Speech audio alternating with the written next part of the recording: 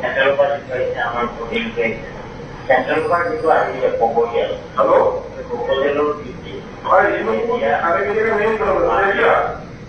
public আৰু any অৰ্গেনাইজেশ্যনৰ গোটেই member এনে স্কুলৰ কাৰণে আমাৰ আপোনালোকে পেমেণ্ট এটা দিব লাগিব তোমালোকে 5 লাখ টকা দিব লাগিব 5 লাখ টকা দিব লাগিব আৰু প্লেন এণ্ড এষ্টিমেটৰ যিটো বিষয় লাহেকে তোমালোকক দিম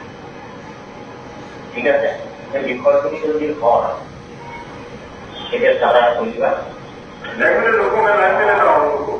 পাব্লিক মিডিয়া তাত গৈ হাজিৰ কৰি ল'ব হুলস্থুল হ'ব আৰু এনি অৰ্গেনাইজেশ্যনৰ গোটেই মেম্বাৰ হ'ব এনে স্কুলৰ কাৰণে আমাৰ আপোনালোকে পেমেণ্ট এটা দিব লাগিব তোমালোকে 5 লাখ টকা দিব লাগিব 5 লাখ টকা দিব লাগিব আৰু প্লেন এণ্ড এষ্টিমেটৰ যিটো বিষয় লাহেকে তোমালোকক দিম ঠিক আছে সেই বিষয়খিনি যদি হয় তেতিয়া চাৰা কৰিবা পাব্লিক এখনত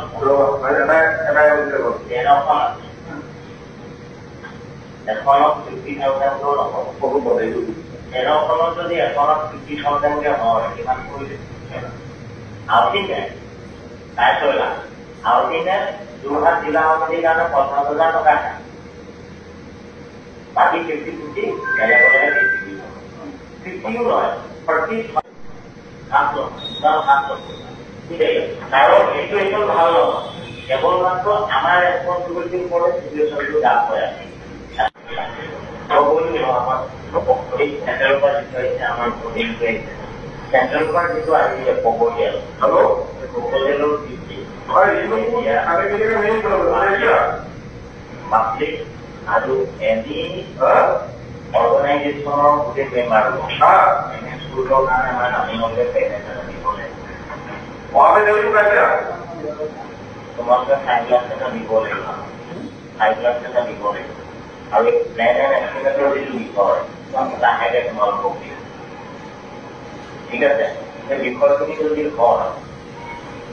তেতিয়া চাৰা কৰিবা পাব্লিক মিডিয়া তাত গৈ হাজিৰ কৰি ল'ব হুলস্থুল হ'ব আৰু এনি অৰ্গেনাইজেশ্যনৰ গোটেই মেম্বাৰ হ'ব এনে স্কুলৰ কাৰণে আমাৰ আপোনালোকে পেমেণ্ট এটা দিব লাগিব তোমালোকে 5 লাখ টকা দিব লাগিব 5 লাখ টকা দিব লাগিব আৰু প্লেন এণ্ড এষ্টিমেটৰ যিটো বিষয় লাহেকে তোমালোকক দিম ঠিক আছে সেই বিষয়খিনি যদি হয় তেতিয়া চাৰা কৰিবা পাব্লিক এখনত এখনত 50,000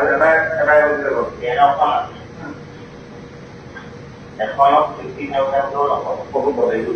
এখনত যদি এখনত 50,000কে হয় কিমান কৰিলে আউটিনে তাইলা আউটিনে যোৰহাট জিলা সমিতিৰ কাৰণে 50,000 টকা বাকী 50-50 বেলেগলৈহে 50 নহয় 40 কাৰণ এইটো একদম ভাল নহয় কেৱল মাত্ৰ আমাৰ ৰেছপন্সিবিলিটিৰ ওপৰত চিটুৱেশ্যনটো ডাক হৈ আছে